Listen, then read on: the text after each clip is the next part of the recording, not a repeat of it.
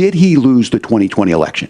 Tim, I'm focused on the future. Did Kamala Harris censor Americans from speaking their mind in the wake of 2020 COVID situation? That is I want you to watch the moment that Tim Walz presses J.D. Vance over whether or not Donald Trump won the 2020 election, and J.D. Vance gives a non-answer. Now, this whole segment is incredible. Let's watch it. Now, the thing I'm most concerned about is the idea that imprisoning your political opponents, already laying the groundwork for people not accepting this.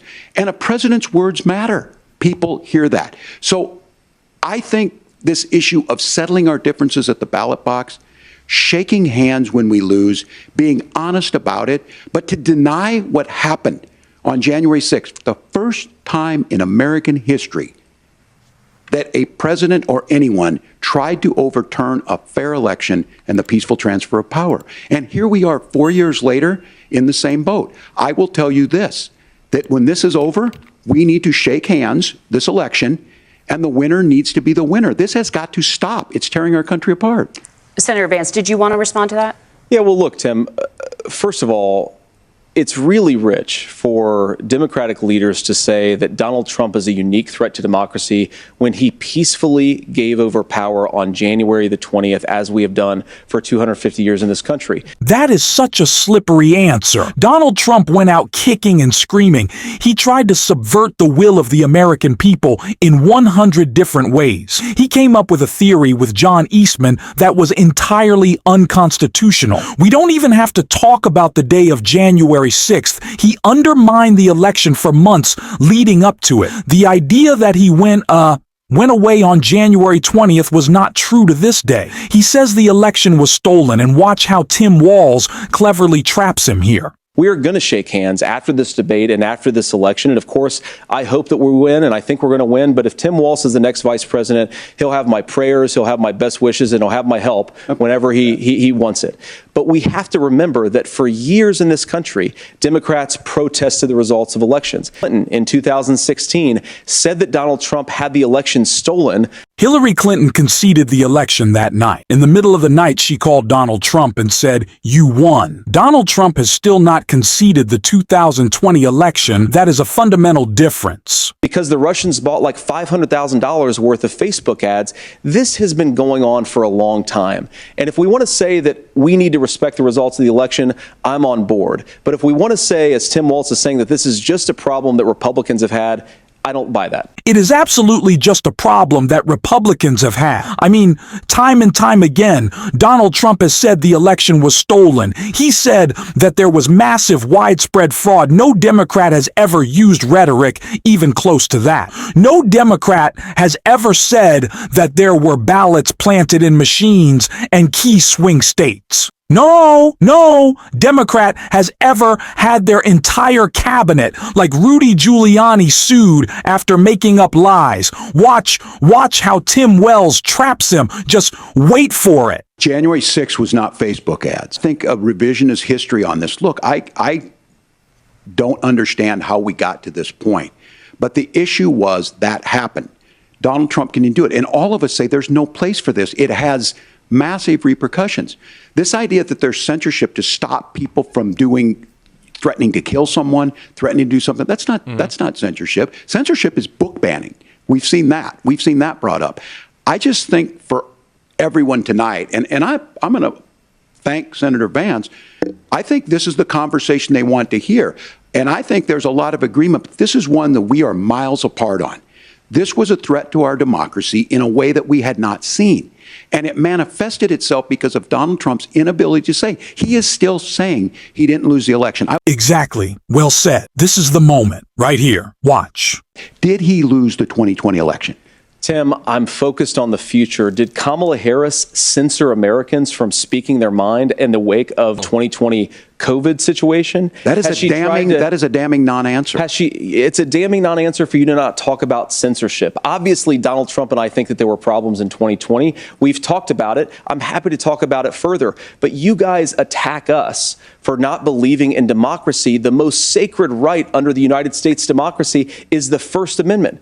You yourself have said there's no First Amendment right to misinformation. If you want to talk about the Constitution, Donald Trump says he wants to terminate the Constitution. If you want to talk about the First Amendment in particular, Trump has said that people who burn the American flag should go to jail and lose their citizenship.